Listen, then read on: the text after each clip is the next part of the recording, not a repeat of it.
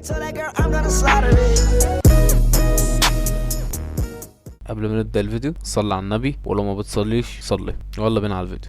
شفنا في الحلقة اللي فاتت ساكورا واصحابه وهم بيكلموا رقم 1 في مدرسة فورن الثانوية هاجمي، وهم بيحكوا له عن اللي حصل لهم مع مجموعة الأسود، وازاي ساكورا ما فضلش ساكت وعمل مشكلة كبيرة جدا معاهم. ولكن أثناء ما هم بيتكلموا بيدخل عليهم قائد مجموعة الأسود تومياما، وهو ضارب له كده كام عيل كحيان في المدرسة، وبينادي على هاجمي عشان ينزل ويكلمه. وفعلا هاجمي بيلبي النداء وبينزل له، وكل اللي تومياما بيعمله انه بيحاول يستفزه ويضايقه عشان يخلي هاجمي يتعصب ويتعارك معاه، ولكن مفيش اي فايدة. هاجمي زي الصخرة مش بيتهز من كلامه، عكس الواد ساكورا اللي بيكون واقف ورا وعمال يصيح ومتعصب على الاخر، لحد ما بيجي بقية مجموعة القوة اللي بيتنمروا على هاجمي وبيقولوا عليه انه قائد جبان. وهنا خلاص ساكورا وبقية اصحابه بيكونوا جابوا اخرهم وناويين على عركة ومدعكة في المكان. بس بتيجي هنا لتومياما قائد مجموعة الاسود فكرة متخلفة بس حلوة الصراحة، وهي انهم بدل ما يتعاركوا زي عيال الشوارع يعملوا بطولة ما بين مجموعة القوة ومدرسة فورن. وبكل اختصار البطولة دي بتكون 1 ضد 1 من كل مجموعة،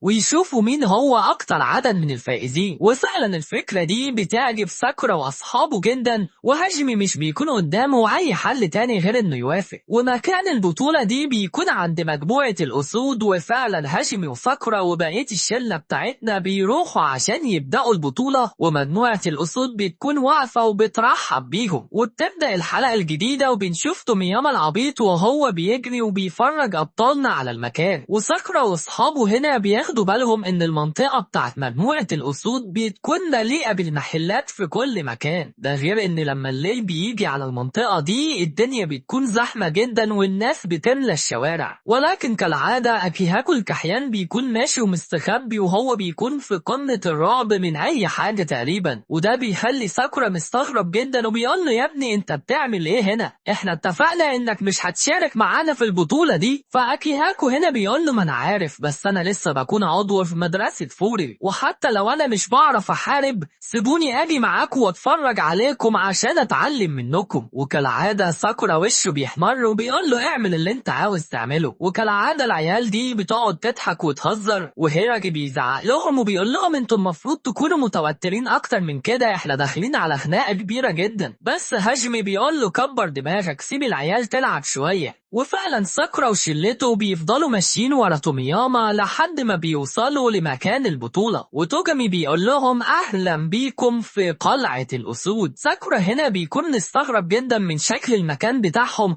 عشان هو بيكون شبه قاعات السينما القديمة. وفعلا أبطالنا بيدخلوا المكان وتومياما بيقوم فاتح باب القاعة عشان يشوفوا بقية أعضاء مجموعة الأسود وهم عمالين يصيحوا وبيكونوا متحمسين جدا عشان المنافسة تبدأ. وشكل أعضاء مجموعة الأسود بيكون مخيف جدا وشبه المجرمين، لدرجة إن أكيهاكو الكحيان بيكون واقف وفي قمة الرعب ومش قادر يتحرك من الخوف. وطول ما هو واقف عمال يفكر وبيقول يا ترى إحنا هنرجع تاني أحياء ولا أموات. ولكن ساكورا هنا بيقول له بص قدامك وما تخافش، ما تنساش انك جاي هنا عشان تتعلم. وفعلا الكلام ده بيشجع أكيهاكو لحد ما تومياما بيقول لهم كفاية كلام بقى ويلا نبدأ البطولة. فهاجمي هنا بيبدأ يضحك وبيقول احنا شكلنا كده شبه المهرجين اللي جايين يعملوا عرض تسلية للناس، وبيطمن ساكورا والشلة بتاعتنا وبيقول لهم ما تقلقوش، مش مهم لو انتوا كسبتوا او خسرتوا، اهم حاجة هنا بتكون قتالي انا ضد تومياما، فعشان كده انا عاوزكم تدخلوا البطولة دي وانتوا مستريحين على الاخر.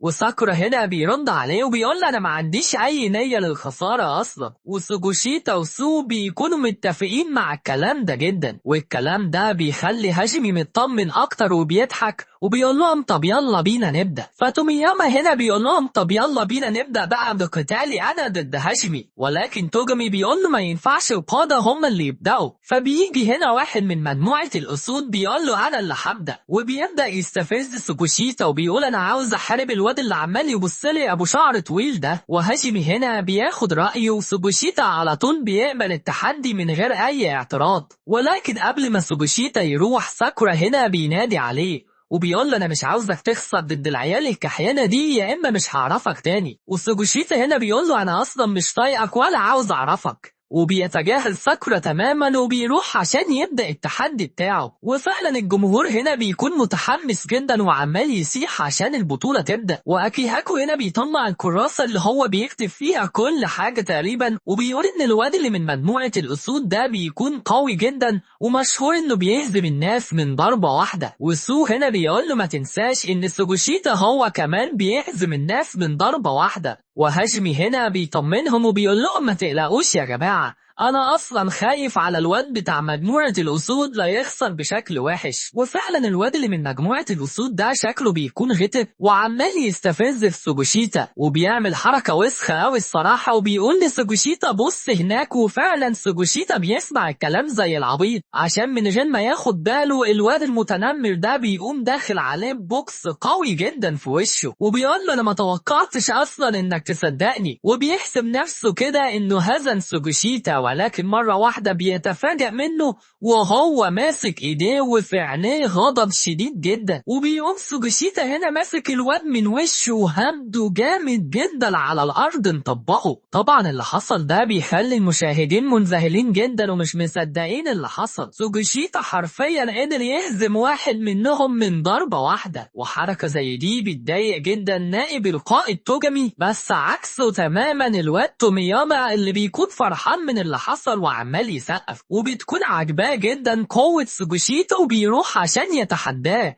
ولكن توجامي بيمسكه من هدومه وبيمنعه وبيقول له لو سمحت اهدى شوية واستنى دورك. وهاجمي هنا طبعا بيكون فرحان جدا بسوبوشيتا وبيهنيه على النصر بتاعه وبيقول له انا كنت منذهل جدا من قوتك، عكس ساكورا اللي مش بيكون منذهل ولا حاجة. ومن الواضح كده انه كان عارف قوة سوبوشيتا من الاول. وفعلا بعدها تومياما مش بيضيع اي وقت كتير وبينادي على 2 من مجموعة القوة عشان يشيلوا الجثة اللي موجودة على المسرح دي. والولدين دول بيعاملوا الواد بطريقة قاسية جدا وبيتنمروا عليه وبيضربوه وهو على الارض وبيقولوا له انت بتكون عار على المجموعة بتاعتنا. وحركة زي دي بتضايق ساكورا جدا وبيقول لهم انتوا صوتكم بيكون مزعج جدا وشبه الناس الضعيفة بالظبط. وهو وسو بيبدأوا يتنمروا عليهم ويستفزوهم بالكلام وهتحصل خناقة ما بينهم لحد ما تومياما بيزعق لهم وبيأمرهم انهم فبيسمعوا الكلام على طول. ساكورا هنا بعدها بيكون متحمس جدا انه يبدأ التحدي التاني ولكن سو بيقول له اهدى شوية وامشي بالترتيب ده دوري انا. والمنافس بتاع سو شكله بيكون متوتر جدا بعد اللي حصل لصاحبه. بس قبل ما سو يبدأ التحدي بيكلم ساكورا وبيقول له انا اول مرة شفتك فيها وسمعتك بتتكلم انك عاوز تكون رقم 1، حسبتك الصراحة عيل اهبل ومغفل وملكش فيها. وبيبدأ يتأسف له وبيقول له انا بعد ما شفت افعالك وكلماتك بدأت احترمك اكتر، فعشان كده انا مش هخسر التحدي بتاعي عشان اقدر اهزمك في يوم من الايام. وكالعادة ساكورا العبيط وشه بيحمر وبيبدأ يزعق ويلطش في الكلام. فساكورا هنا بيسأل اكيهاكو الكحيان عن قوة سو الحقيقية واكيهاكو هنا بيقوم مطلع الكراسة بتاعته وبيقول له انا ما عنديش معلومات كتير عن الواد سو غير انك لما بتشوفه من بعيد بتحس انه قوي وشوية معلومات بسيطة كده زي انه بيكون شخص طيب جدا. ولكن ساكورا مش بيقتنع بالكلام ده خالص عشان سو طول ما هو واقف قدام الواد الكحيان اللي بيكون خايف منه ده بيكون شكله مرعب جدا ومستحيل حد بالمنظر ده يكون طيب القلب. بيبدأ هنا الواد من مجموعة الأسود يهجم عليه ولكن سو بكل رشاقة بيتفادى هجمته وبيذهل المتفرجين من حركته السريعة وهو بيلف بكل خفية من حواليه. طبعا المتنافس هنا مش بيكون مصدق اللي حصل من شوية وبيجرب انه يهجم على سو لمرة تانية ولكن من غير اي فايدة. سو بيمسك ايديه بكل خفية وبيشقلبه على الارض والمتنافس يا عيني مش قادر يعمل اي حاجة وبيمسك في البنطلون بتاعه ولكن سو بيلف رجليه حوالين ايديه وبيديله شلوط قوي جدا بيطيره. المتنافس هنا شكله بيكون وحش جدا قدام الجمهور، كل مرة بيحاول يهجم بيها على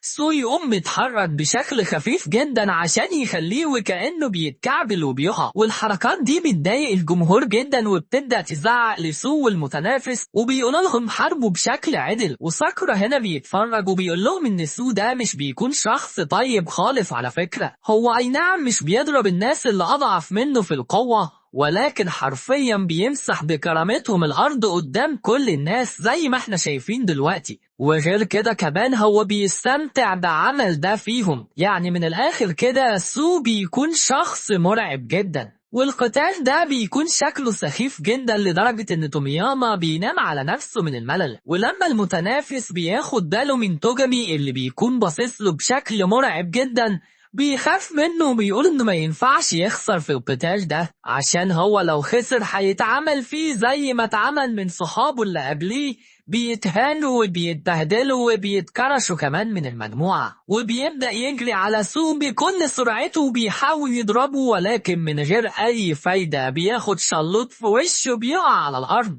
المتنافس هنا بيكون خايف جدا من شكل سو المرعب وبيبدأ يترجاه انه يرحمه، وقبل ما سو خلاص هيخش عليه عشان يفنشه، توجامي هنا بيتدخل وبيوقف القتال اللي ما بينهم فورا وبيكرش المتنافس من مجموعة الأسود، وبكده سو هو اللي بيكون المنتصر وبشكل جامد جدا. وبكده بنكون وصلنا لآخر حلقتنا النهاردة، ولكن حكاية ساكورا لسه ما انتهتش. يا ترى ايه اللي هيحصل في بقية القتالات، وهل ساكورا هيكسب التحدي بتاعه ولا لا؟ لو عاوزين تعرفوا بقية الأجزاء لازم تشتركوا في القناة وتوصلوا الفيديو ده ل10,000 لايك عشان ننزل بقية الأجزاء في أسرع وقت. ولو وصلتم لحد هنا يا أبطال في الفيديو فأنا بحبكم جدا، واكتبوا لي تحت في التعليقات أنا أوتاكو عشان أعرف إنك شفت الفيديو كله. Don't you think we're done?